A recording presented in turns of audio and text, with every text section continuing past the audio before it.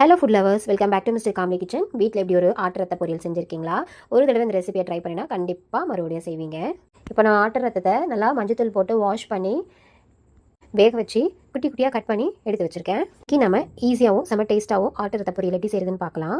ஒரு பேனில் oil add பண்ணிவிட்டு ஆயில் ஹீட் ஆன பிறகு கடுகு ஆட் பண்ணி பொரிய விட்டுருங்க.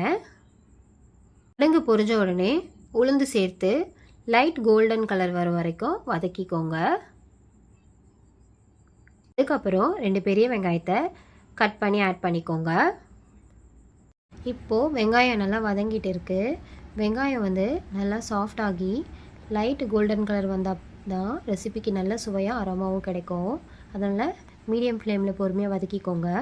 இப்போது 3 பச்சை மிளகாய் கட் பண்ணி சேர்த்துக்கோங்க. அதோட ஒரு லெமன் சைஸில் இஞ்சி தோல் சீவி பொடியாக நறுக்கி சேர்த்து பச்சை வாசனை போகும் வரைக்கும் வதக்கிக்கோங்க. அடுத்து ஒரு கை புதினா மற்றும் ஒரு கை கருவேப்பிலை சேர்த்து நல்லா பெரட்டி விடுங்க. இந்த ஸ்டேஜில் வர அரோமா ரொம்ப சூப்பராக இருக்கும். இப்போது நாம் வேக வச்சு குட்டி குட்டியாக கட் பண்ணி வச்சுருக்க ஆட்டு ரத்தத்தை ஆட் பண்ண போகிறோம். ஆட் பண்ண அப்புறம் மெதுவாக எல்லாத்தோடையும் சேர்த்து நல்லா பெரட்டி விடுங்க.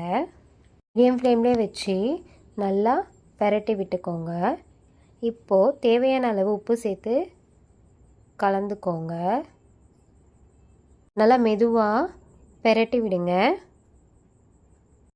ஃப்ரெண்ட்ஸ், உங்களுக்கு ஆட்டு ரத்தம் பிடிக்கும்னா கமெண்ட்டில் சூப்பர்னு டைப் பண்ணுங்கள். நான் உங்கள் கமெண்ட்ஸ் எல்லாத்தையுமே படிப்பேன். இப்போது கொஞ்சம் மஞ்சத்தூள் சேர்த்து நல்லா பெரட்டி விடுங்க. மீடியம் ஃப்ளேமில் ஒரு 5 இல்லைனா 7 நிமிஷம் நல்லா வதக்கிக்கோங்க. இப்போது ரத்தம் நல்லா வதங்கிட்டு இருக்குது ஃப்ரெண்ட்ஸ். இந்த ஸ்டேஜில் அடிக்கடி பெரட்டி விடுங்க. அப்போ தான் அடி பிடிக்காமல் இருக்கும்.